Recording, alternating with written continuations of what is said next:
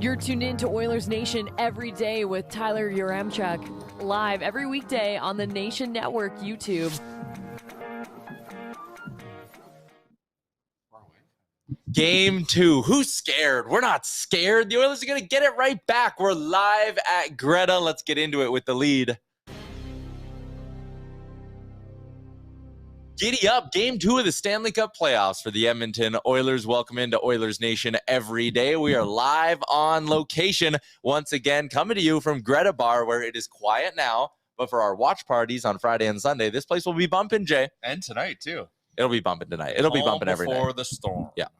Fired up. Ready to go. Game 2. Oilers Kings tonight.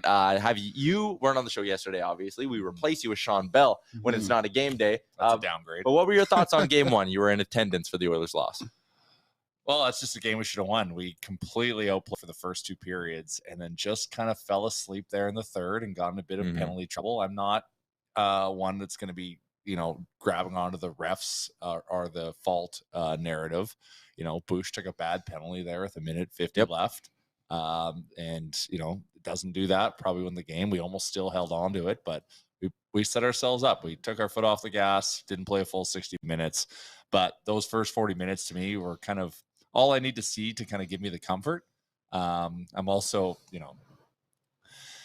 I know you guys probably talked about this ad nauseum and all the other things, but stop embarrassing us. Don't throw shit on the ice, especially game 1 of the playoffs. Like, we're better than that. Also, as someone, anyone who's going to the games, like that type of behavior, you know what they're going to do?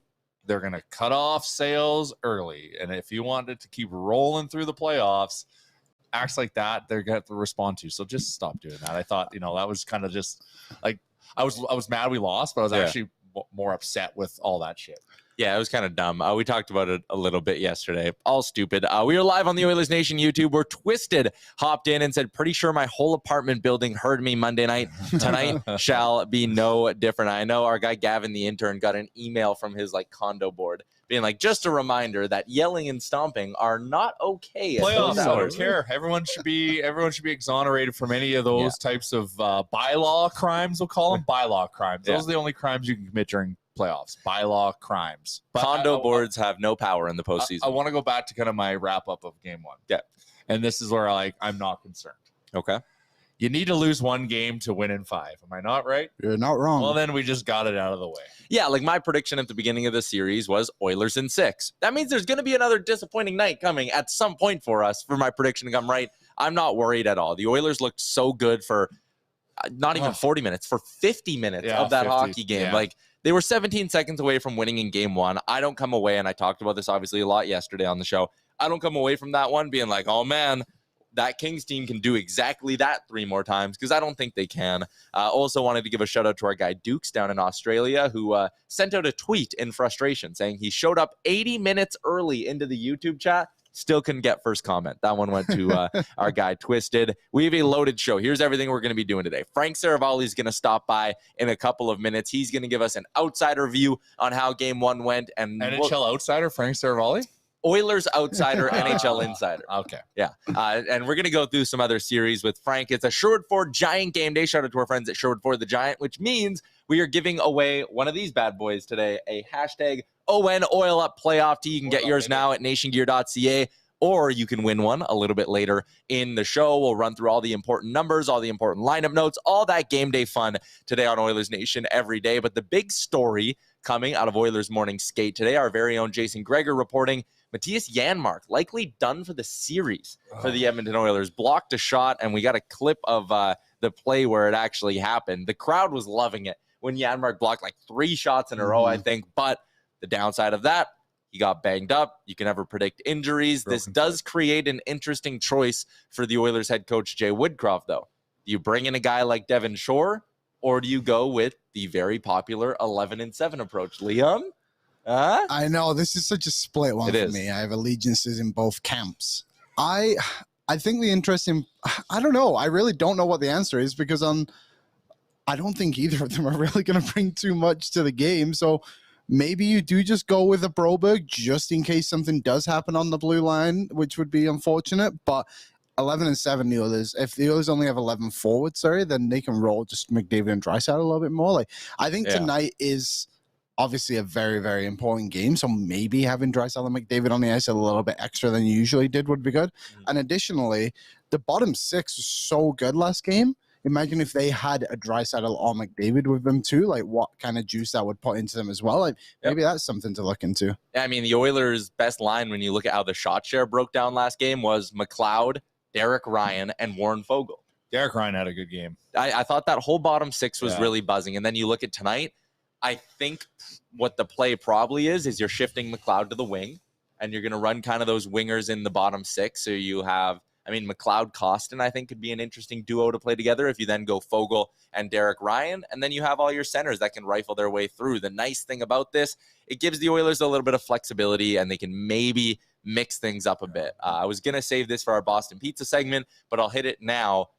Connor McDavid played like 15 of his 18 minutes last game with Philippe Deneau on the ice. Connor McDavid was held off the score sheet. I think you want to try get him in some different matchups this evening. I think we're going to get a pissed off Connor McDavid regardless. But I think going 11-7 maybe opens the door for Connor McDavid to have an even bigger game tonight. Like, I think we have to I'm going to continue on that, but like, you know, losing Janmark does hurt, but I think we can absorb it. Like he's just solid and competent and reliable. Your comment about that, like I noticed with Connor, like all of his, like there was a couple like beautiful, like went through a bunch of guys situations, but outside of that, a lot of his one-on-one situations he was on, like they were checking him. They're getting his stick on the puck and breaking it up. And it wasn't just Deneau. Like Deneau is going to be out there and smother it. Like on home ice, we should be avoiding that like the plague as much as possible. So yeah, with 11-7, it gives it more flexibility to do so. But I thought, you know, to give the Kings props, they did a good job of containing McDavid. Some talk about Stuart Skinner from the last game. Tyler Mulick, our guy who you ran into at a game the other day. He said needs Skinner to steal us this one. And there was some pushback in the chat about that. And some people said it was Maynard who said Skinner just needs to be good. If he has to steal this game, that's an issue. And I actually think I'm going to side more with Maynard. Like Stuart Skinner was not bad in the last game. He wasn't great though. He was good, and they lost in OT. I think a lot of the reasons and a lot of the mistakes happened in front of Stuart Skinner. So tonight, I think it's more of the same. If the Oilers clean up their discipline, clean up some of those mistakes, like the play off the face-off and things like that, then Stuart Skinner can have the exact same level he did last game, and they'll win this hockey game. Yeah, well, first goal, what was a deflection? That backhand was deflected. And then it was a good one-timer, right? From Kempe. And then the third one was the one that kind of slipped through. But that was a bull, like squeaked through, and we lost the battle for them to poke it in. That was also a bit of a bad break. I was talking with someone yesterday, and they were like, "Man, like that puck is like this much either other direction. He smothers it, hits the post, it bounces in front of him. It was just again a bit of a bad break, and we know in the playoffs you need luck and things like that. But last game, like the Oilers were the better team. LA kind of got the bounces, and all the LA goals were preventable from an Oilers perspective, whether it's by staying out of the box or just being a little bit tighter and not snoozing off because you're up by 2 again. So it's just all the reasons why I'm not incredibly concerned about the way things went in game one. And I think we should stop booing Drew Doughty.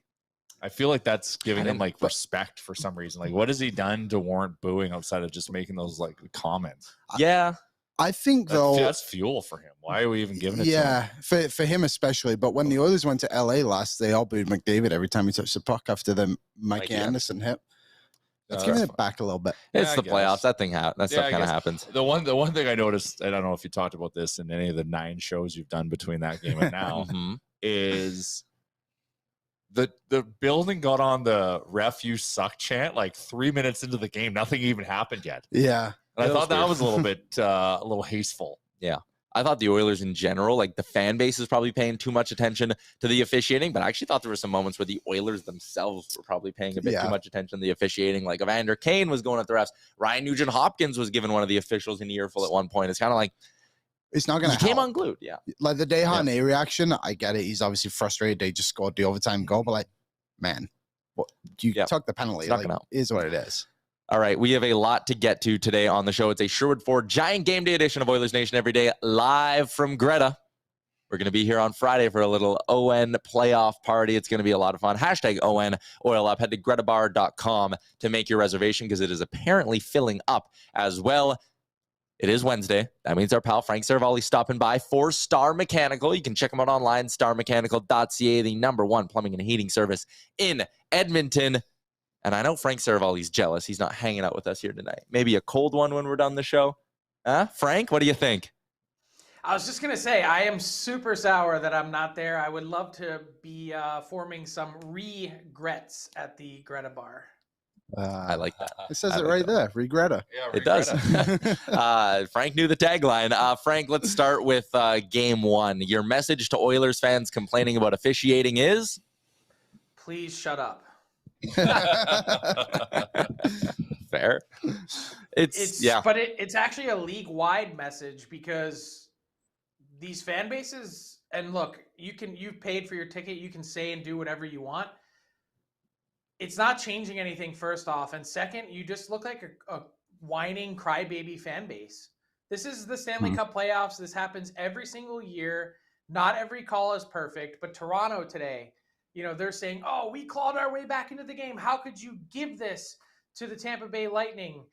I mean, did you see the hit from Michael Bunting? He's gonna get suspended for 2 games. That was a blatant 5-minute major. Stop it. I love that Austin Matthews came out after the game and said, yeah, most of those calls were penalties. Same thing for the Oilers. Don't put yourself in that spot where your team is shorthanded in the final minute of a game when you're trying to close it out. There was no need for Bush to I don't mind playing the hit, but why are you putting your hands up? Why just if his hands are at his side, he can get in his way and it's not a penalty at all. It just didn't make any sense. Bush was fired up and he was that was such a simple mistake. He had a good game too. I know, and then he takes that dumb penalty. I know. Yeah, it was, and that Bouchard's night really is a microcosm of the Oilers' entire night, right, Frank? It was 40 minutes of dominant hockey, and then you gifted to him in the third, and that's a trait we kind of saw earlier in the midway parts of the season with this team. Yeah, and I think you really saw it last year in the playoffs against these Kings in the first round.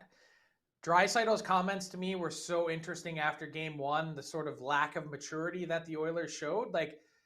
I thought we were past this point. You can always have a hiccup, that happens. Mistakes are made. But for them to kind of compound the way that they did to lose Monday night, it was kind of like a plane crash.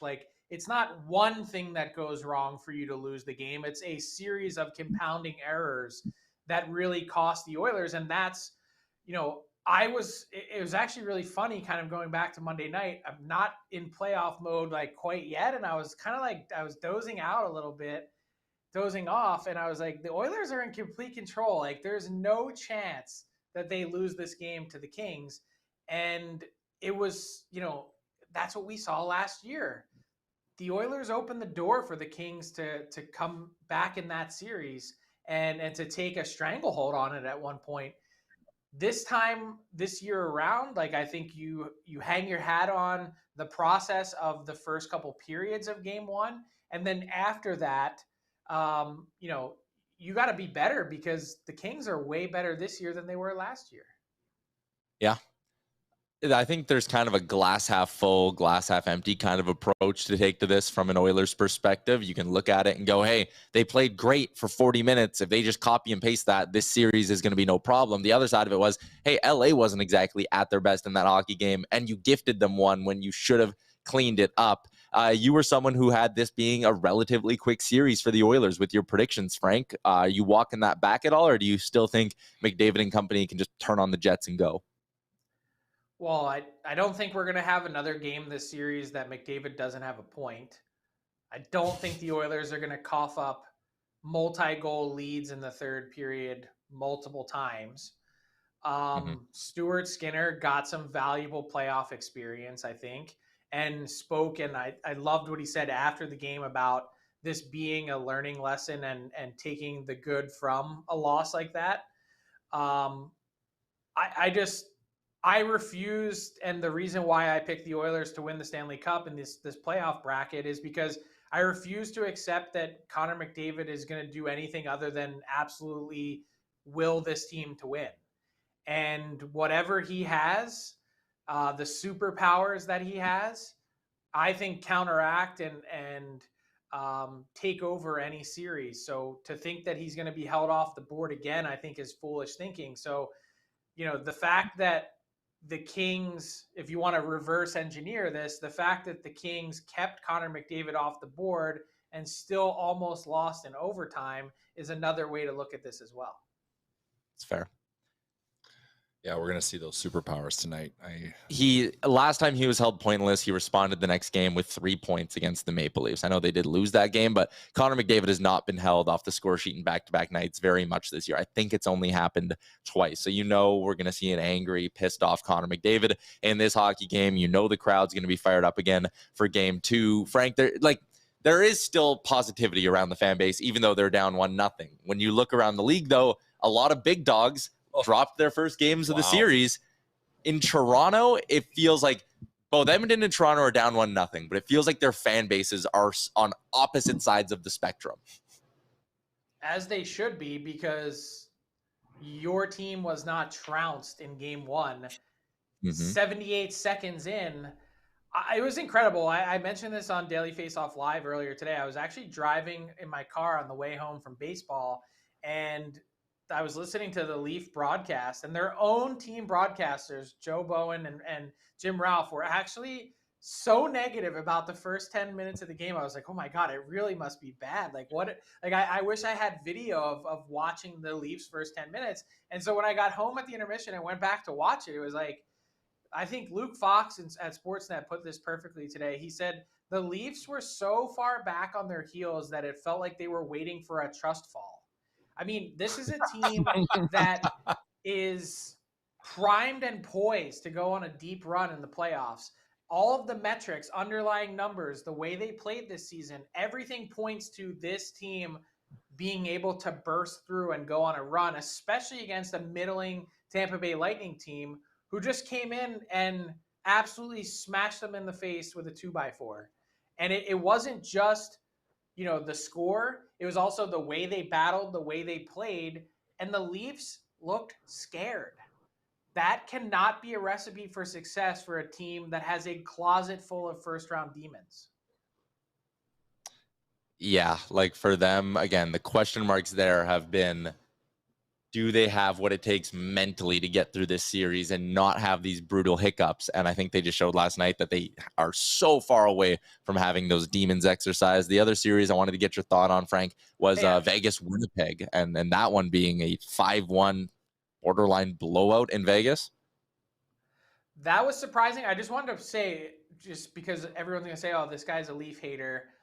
Glass half full is you've got potentially Victor Hedman and Eric Chernak out for game 2, and things have a real ability to swing in your favor if you're the Toronto Maple Leafs, and you might be without Michael Bunting, which might be even better for your team, given his attitude.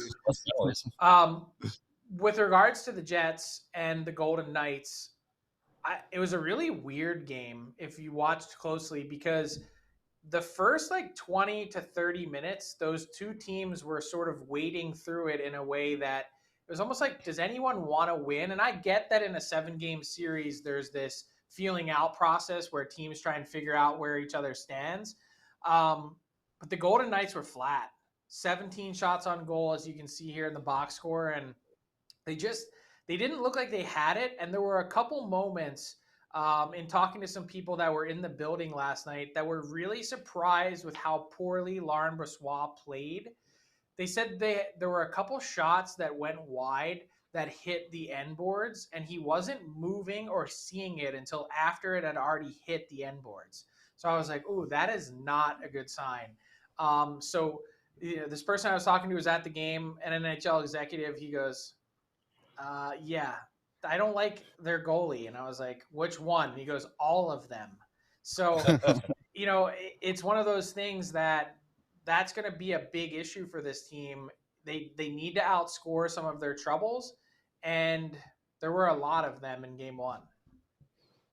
Yeah, the goaltending. I think we joked on the DFO rundown, Frank. What could you set the line at for goalies used by Vegas in this series? 2.5, maybe even 3.5? 2.5.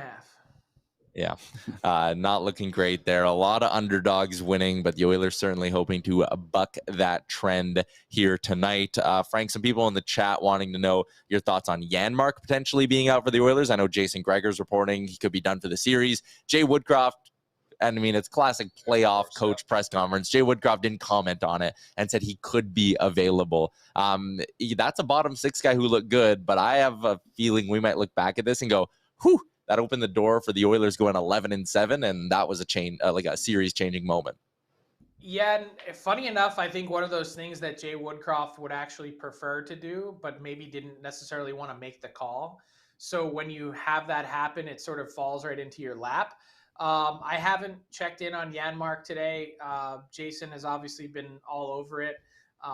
So I have no suspect to doubt anything that he said. And moving forward, I think there's been a number of really interesting pivotal decisions but news on the injury front. Joe Pavelski and concussion protocol for the Dallas Stars. Patrice Bergeron not actually dealing with an illness, but it's an injury going back, I think, a few weeks for the Boston Bruins. They're 5-0 without him, so maybe not that big of a cause for concern. And so, we're 2 days in, and it's the war of attrition is already piling up. Yeah, it's going to be a long, long grind. Thanks for hopping on, Frank. Liam had something. I have a the question. top ropes. Yep.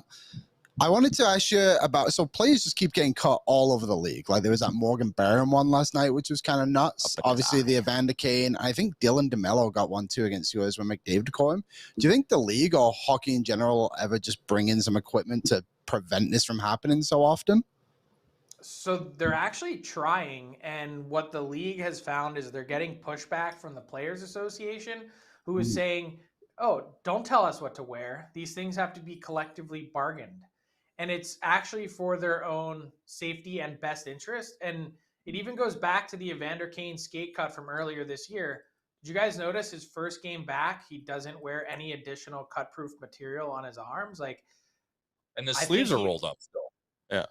I think he actually changed that as the season went on, but his first game back, he definitely did not wear any extra protection. And I'm saying, you just went through this. It almost was a lot more serious than just having to sit out for 3 months. Why wouldn't you just wear it's basically akin to an Under Armour shirt under your gear? Yeah. And players are so ritualized, they're freaks of routine that they can't wrap their brains around something else. And so I do think that there's a larger conversation to be had this summer. It's actually tabled for the GM meetings in June, where, Liam, they talk more about it. I doubt we'll ever get to a place where players are wearing full cages, but I wouldn't be against it by any stretch of the imagination. You see Morgan Barron here. This was a gruesome injury. I said today with Tyler on Daily Faceoff Live, it reminds me of one of those scenes in a Game of Thrones where they just jam a guy's head onto a spike. It was gross. It's incredible that he didn't lose an eye. And I love the pure hockey guy. Not only is he trying to rush back and play after 75 stitches, which I hope, by the way, are dissolvable, but he also, they asked him after the game, what was your thought process as you were, getting smashed onto the goalie's skate? And he said the first thing he thought of was, did the puck go in? And I was like, that is a hockey guy. Yeah, 100%. Good now? I'm good. I'm all qualified. I asked because it sounds like a lot of junior teams are going to start bringing in cages. So if the whole of hockey is just doing it, how long is it going to take for the NHL to get there? But they're obviously adults and can make their own decisions too. So fair enough. All right, Frank. Thanks for hopping on today, man. Enjoy the game, guys. Yeah, there you go. Frank Seravalli for Star Mechanical, Edmonton's #1 plumbing and heating company. If you need 24/7 emergency service, boom, Star Mechanical's always got you covered. StarMechanical.ca. It's a Sherwood Ford Giant game day, and let's get to the fun stuff. Puck drop is just under 8 hours away. That was good quick math on the spot. Yep, it was. Yep, and we want to know your Sherwood Ford Giant keys to victory, and we'll be giving away an ON Oil Up playoff tee as well. So drop them in the YouTube chat. Hit the like button as well. What is the key to victory tonight for the Edmonton Oilers as they roll up against the LA Kings for Game 2 of their series? I will go first. I will take the low-hanging fruit. Stay disciplined. Stay disciplined. And that's more than just staying out of the box, too. That's keeping up the same level of play, even if/when you get up 2 or 3 goals in this hockey game. Don't take your foot off the gas. Don't get suckered into doing dumb stuff after the whistle. Don't get suckered into trying to play overly physical and take penalties like Bouchard did. Stay disciplined in every facet, and you will win this hockey game easily. That first period was awesome. And so I like the scrums. I like all that stuff. But yeah, don't take the penalties. Like, I think there's lower hanging fruit, and it's just play 60 minutes. Again, I go, they kind of go hand in hand, where they're just taking kind of weird penalties because they took the foot off their gas. But just like I was at the game, and those first 40 minutes, you're just like, okay, on to game 2. Like, just how it was playing, it was just like, you couldn't see how the Oilers were going to lose. So much so, I was kind of like questioning myself, like I shouldn't feel so comfortable. But we play like we did the first 40 minutes. Like, we're just going to win. We're just going to win the games against the Kings. So just do that. Sergeant Battle said, key to the game, don't give up the first goal. Don't take a major penalty. Basically, don't play like the Leafs. Sure, JT, frustrate the Kings to take more penalties. 91, 93, 97, stepping up for the team. I think that's really 3 good candidates there. I'd throw Hyman in the mix as well as guys who need to be better tonight. Flute said discipline. Wise Kyle said play a complete game. Odin said taking some sleeping pills, boys. Can't wait. So I'm assuming you're trying to just sleep for the next 8 hours before puck drop? Yeah, rest up, because these are late nights. I was exhausted yesterday. Matthew said ban the wave. Yep. Sure. Double A says stay out of the box. Discipline and a Davo beast mode game. I like that one from Riley. I really think we're primed for a Connor McDavid beast mode kind of a performance. Listen, this was the joke I made yesterday, Jay. Connor McDavid on that 2-on-1 passes, and then it ends up in the back of the Oilers net, like immediately. If us sitting in the stands, 4 or 5 beers deep, understand that play had an outcome on the game and affected the game, Connor McDavid knows it as well. Of course he does. He's mad. He's just and so that's one thing I did notice in his game on Monday. He was going back to like pass only McDavid. He still had 5 shots though, which shows you how dangerous he could have been with that shot first mentality. Yeah, there was a couple like instances where I'm like, hey, he would have shot there, and he went back to his old ways. So I'm just wondering, maybe and hey, it's Connor McDavid. Like, everyone still feels some nerves and some pressure. So, but yeah, I bet you he's just like, never again. Cameron says, key to victory, know how to play with the lead with team defense. Michael Teixeira says, McDaddy Hattie. I like that one as well. Maynard predicting 3 points for 97. Liam, you put a lot of names in the wheel today. Well, yeah, people, they were coming in at a good rate, so I was able to type them through. In that wheel. All right, let's spin it. All right, we're spinning the wheel. I think I just clicked. I'm going to pick one I'm going to cheer for just randomly. I'm going with, oh, shit, you went too fast. You can see him right here. Oh, Desiree Williams. Let's go. Jay's got his horse. We are going with... Oh, wow. Who had the username Hockey Boy? I didn't even see that one. That was in there. That was in there. All right. Well, the person with the username Hockey Boy, you've won yourself some Nation gear. Shoot me an email, tyler@oilersnation.com, and say, hey, I won the prize pack, and we'll get that sent off to you as well. Producer Aaron liked Riley's key to the game is a McDavid beast mode game tonight. I think that's what everyone's watching. I think I'm betting on that. We will, Tyler Mulick, Rashog and Strudwick were talking about that 2-on-1. He passed on, they came back and scored. Yeah, I actually think there was another 2-on-1 earlier in the game, too, that McDavid tried to force one over, too. So it just didn't work that well. But again, Connor McDavid, he's not going to, he probably lost some sleep over those 2 plays alone. Short for Giant Game Day. Those are our keys to victory. Liam, what's your key to victory? I didn't let you give one. My key to victory would be just don't let off, I think is a good way to do it. Just keep pushing, because it just felt like we keep talking about how comfortable we were in the stands. I think it's because how comfortable they were on the ice. So just keep it going. 100%. Let's get into some stats powered by our friends at Boston Pizza and their new Fanalytics menu. You like deep fried pickles, beer mimosas, pizza flights? Those all sound good to me, Jay. Oh, the pizza flight sounds amazing. It does. I know. I think whole types of pizza on a flight. Yeah. Tonight, it's also Wing Wednesday at BP's. It's going to be it's a good Cheesecake Wednesday. Cheesecake Wednesday if you're Liam. Yeah, shout out to Boston Pizza and their new Liam's a BP sponsored athlete. Their new menu powered by Fanalytics. Let's get into some stats. I mentioned Connor McDavid last game when he was on the ice at 5-on-5, he played 18 minutes and 33 seconds. Philippe Deneau was on the ice for 14 minutes and 58 seconds. I think a little key to victory here to drop in. Jay Woodcroft, get McDavid some gravy matchups, play him on the fourth line, play him with Warren Fogle, who I thought had a really good game. I think the trio of like McDavid, Fogle, Derek Ryan, if you reel that out twice a period even, that could have some pretty good results for you. But another thing too, the Oilers' bottom six, just keep rolling. I mentioned it. McLeod, Fogle, Ryan. The shot attempts were 10-3 when they were on the ice at 5-on-5. Bukestad, Costin, Janmark. Shot attempts were 7-3 for them, and the shot attempts in that hockey game for the Oilers were 69-47. They dominated the Kings at 5-on-5. The numbers back it up. You just got to copy and paste those first 40 minutes again, but spread it out over 60 tonight. It's that simple. It really is that simple. They aren't losing this hockey game. Oh, I know. And I just like, once again, the odds, I just want to just unload the clip on the Oilers to win. And maybe I guess you should, but just the pay him in is so brutal. Yeah. Even the puck line is not great. Plus 105. I know it's not in playoff hockey. It's not worth chasing. It's not worth getting that greedy.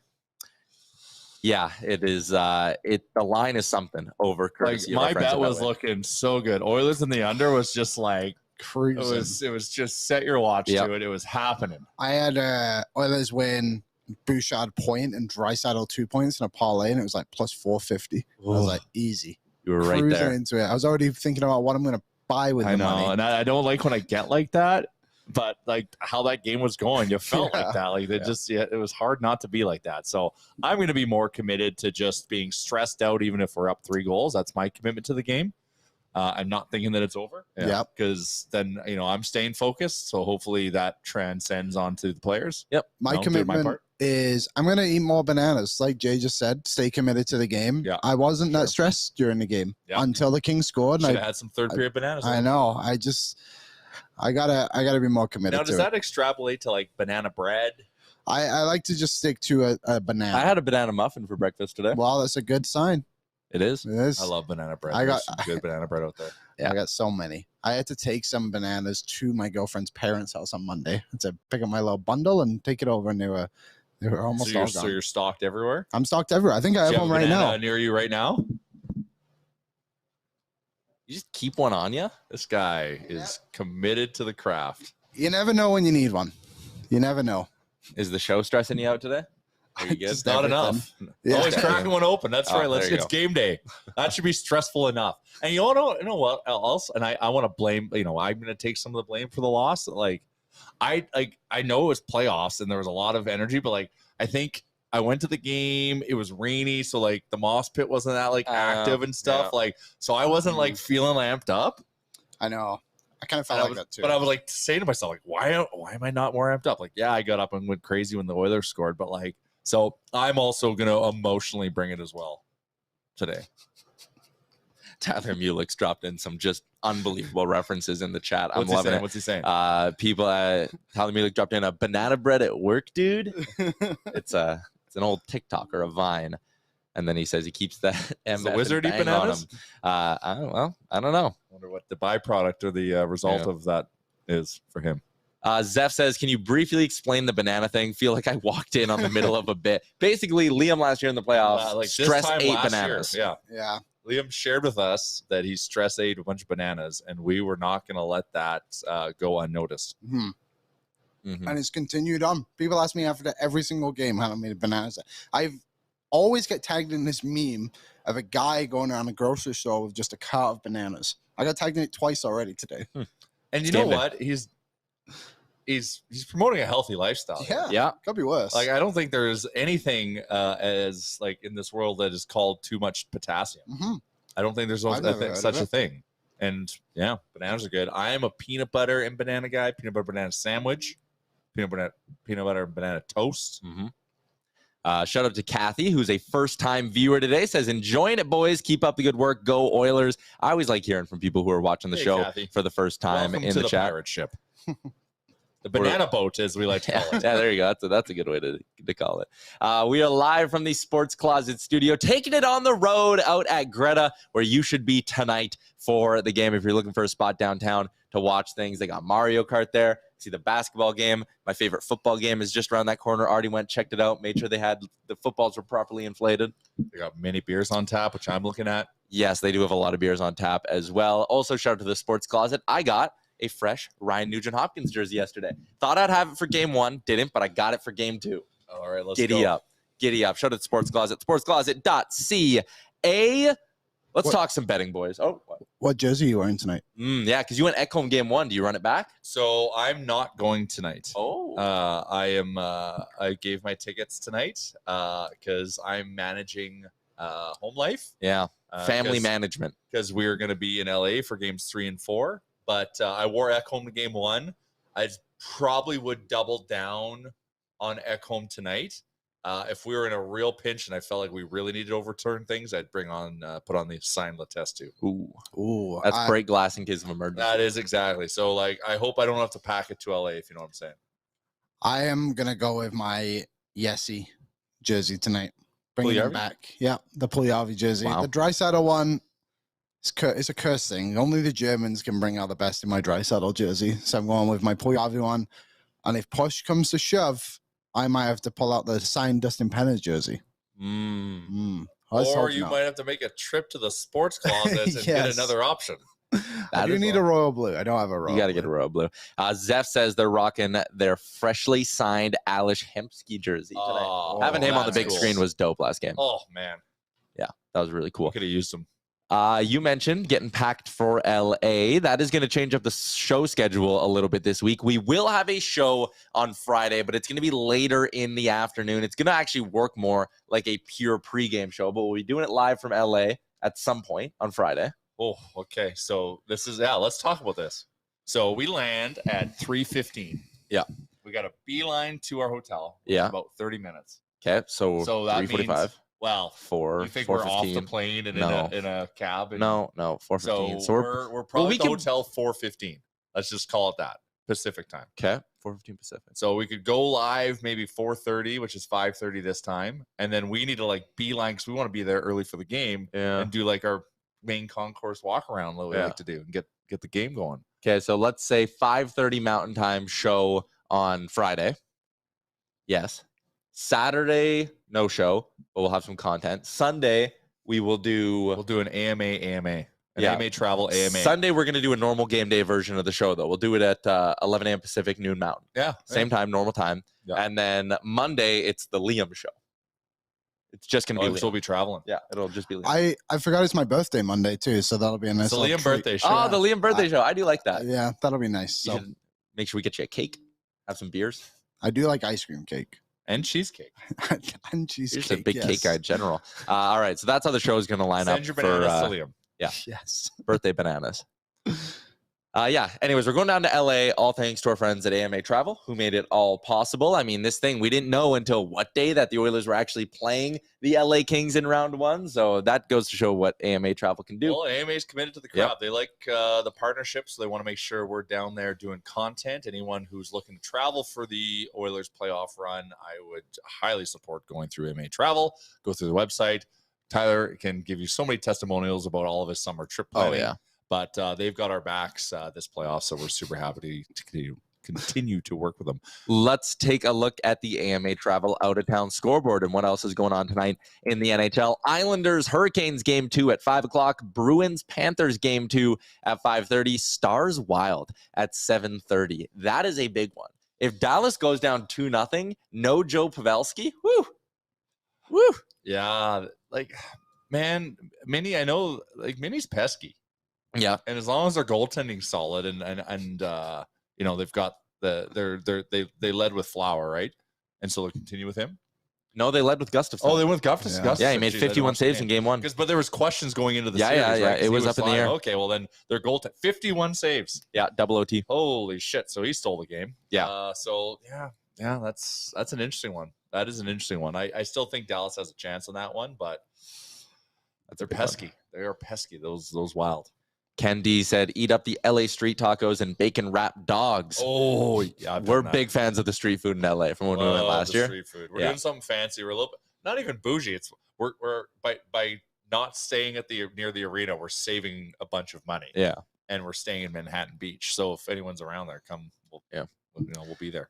How about also last night, AMA travel out of town scoreboard. Liam, Seattle stunning the Avs. That was a shocker. That was unexpected, to say the least. Yeah. And when you watch the game, too, they played way better than the Colorado Avalanche did. But we got our bets right yesterday, too, saying the Rangers and Lightning would both win. We did. So there you go. 2-0. Every underdog won yesterday.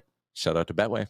Let's dig into our Game Day Big Bets Challenge playoff edition, brought to you by Betway. The Oilers are big favorites in this hockey game. Minus 211 on the money line. The over-under in this game is set at 6.5. The Oilers on the puck line is plus 105. Oilers minus 2.5, plus 190. That's not a lot of juice, though.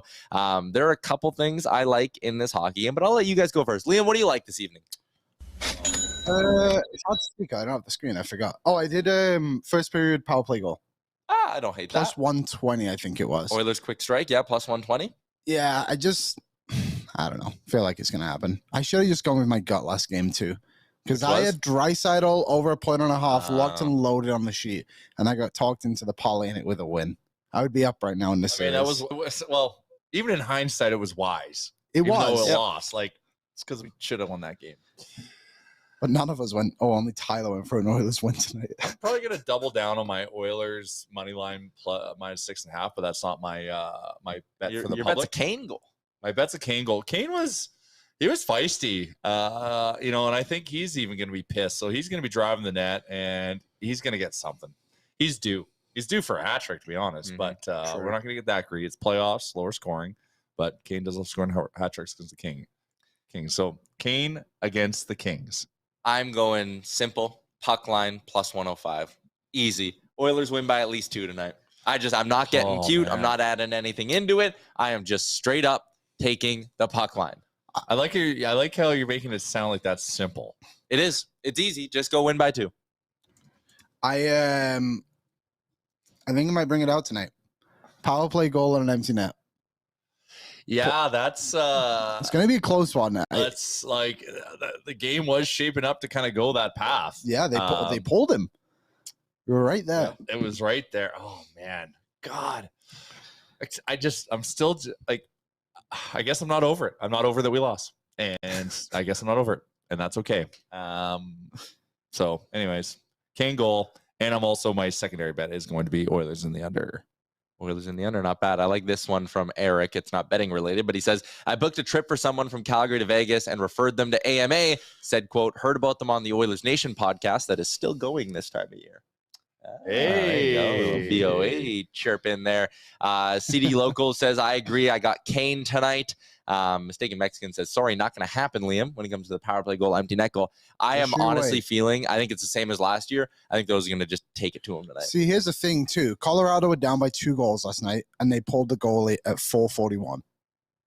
Yeah, so you think if the Oilers are... Wow, that's aggressive. Yeah, it is. And like maybe not pulling him quite that early, but if it's like 3 minutes just slightly under, like they're going to pull him. I think it worked for them last time. Why wouldn't they try and pull it off again, right? Yeah.